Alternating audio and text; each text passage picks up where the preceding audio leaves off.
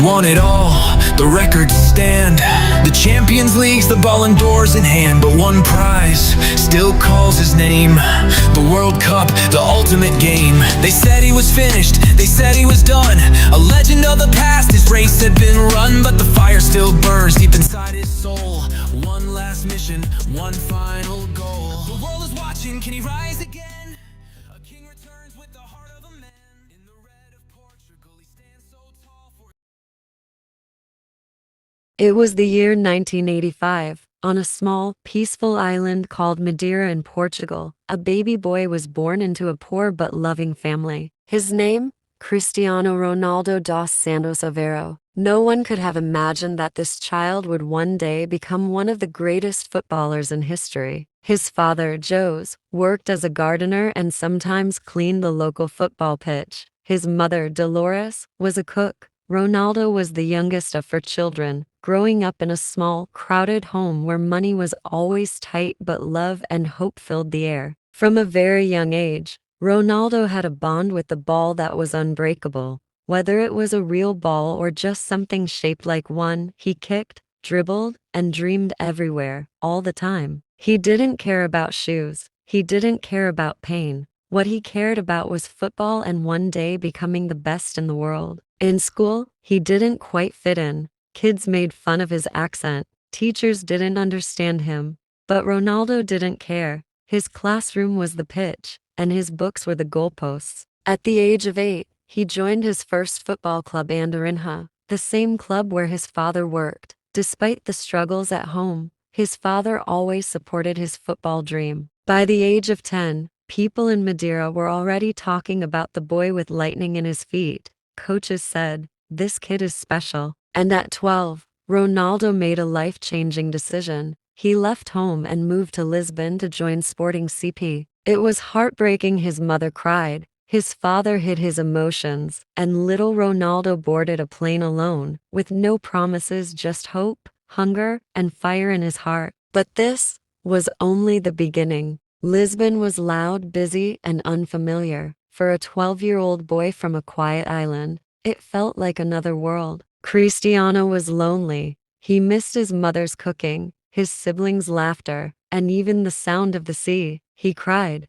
many nights, but quitting, that wasn't an option. He trained at Sporting CP's academy, one of the best in Portugal. The competition was tough. The boys were older, stronger, more experienced. But Ronaldo had something else, obsession. He trained more than anyone else. After practice, when others rested, he stayed on the field, running, shooting, jumping, improving. He would do 200 sit-ups every night, push-ups, sprints, anything to get better. Some called him arrogant. Some laughed at how serious he was. But Cristiano wasn't there to make friends. He was there to become the best. At 15, another challenge came. Doctors found a racing heart, a condition that could have ended his career. But with surgery and a quick recovery, Ronaldo was back, stronger, hungrier. At 16, he was playing with the Sporting CP senior team. Scouts began to notice him. His speed, his footwork, his confidence, it was clear. He wasn't just talented, he was different. And then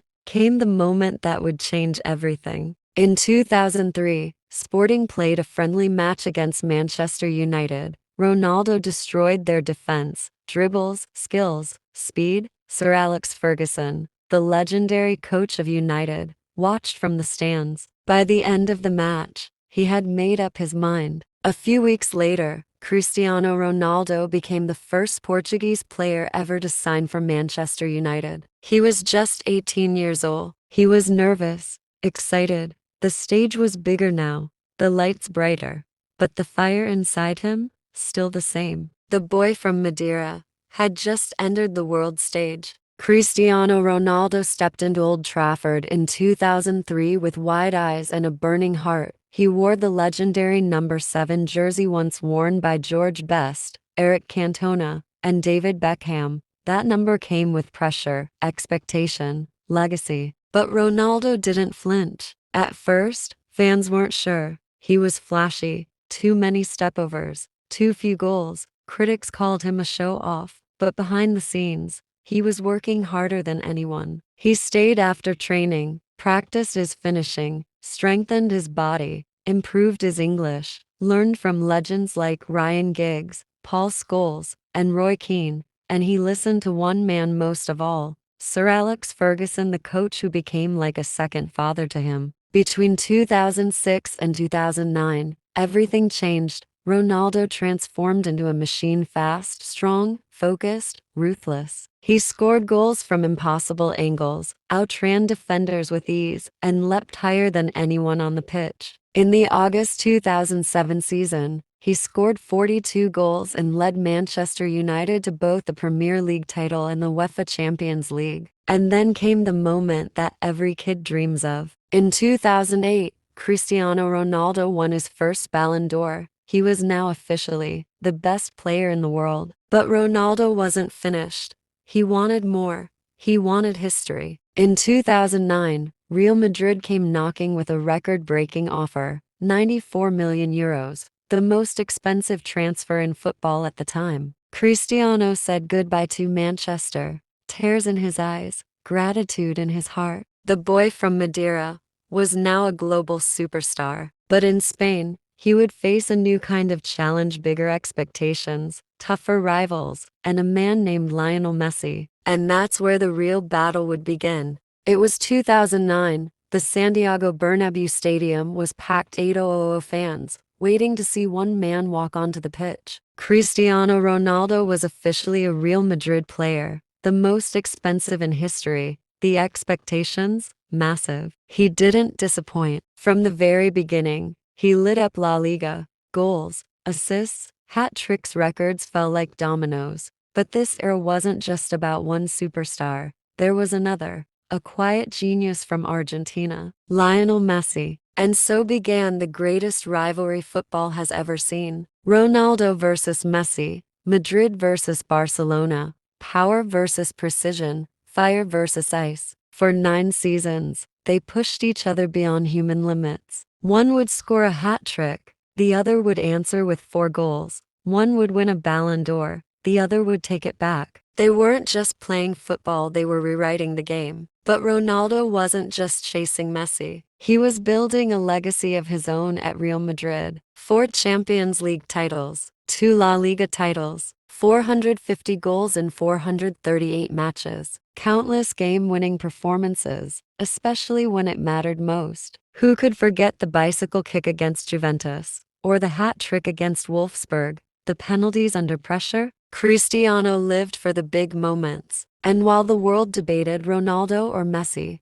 Cristiano stayed focused, trained harder, scored more. He wasn't just a footballer, he was a machine, built from sweat, discipline, and ambition. By 2018, after nearly a decade in Madrid, Ronaldo had done it all. He had become a legend, a Galactico, a global icon. But the fire still burned. So at age 33, while most players think of retirement, Ronaldo took a new challenge, a new journey, a new country. He signed with Juventus in Italy. The journey wasn't over yet. In 2018, when most footballers were slowing down, Cristiano Ronaldo took a bold step. He moved to Juventus. A new language, a new league, a new challenge. People asked, can he do it in Italy? Can he still deliver at 33? Ronaldo's answer was simple. Watch me. In his first season, he helped Juventus win the Serie A and became their top scorer. He scored headers, penalties, screamers, just like always. And in the Champions League, he reminded the world who he was. A stunning hat trick against Atletico Madrid turned a 2-0 loss into a 3-2 victory. Classic Ronaldo. Big moment, big performance. But Cristiano's goals in Italy weren't just on the pitch. He became a mentor for younger players, a symbol of professionalism, of discipline, of never giving up. In 2021, after 3 seasons, Ronaldo felt another call, a return to Manchester United. The fans couldn't believe it. 12 years later, the boy had become a man, and now he was coming home. His second debut? Magical. 2 goals in front of a roaring Old Trafford. He was 36, but still unstoppable. And yet, things changed. The club structure, the management, The energy, it wasn't the same united he had left. Even through challenges, Ronaldo remained professional. He still scored goals. He still fought, but eventually, it was time to move again. And so, in 2023, Cristiano made history one more time by joining Al Nassr in Saudi Arabia. A move that shocked some, but inspired many. He opened the door for a new football era in the Middle East. And guess what? He's still scoring, still winning, still training harder than players half his age. Cristiano Ronaldo, now in his late 30s, isn't just a footballer. He's a symbol of belief, of sacrifice, of greatness built, not gifted. From a poor boy in Madeira, to a 5-time Ballon d'Or winner, to a global icon who changed the game everywhere he went.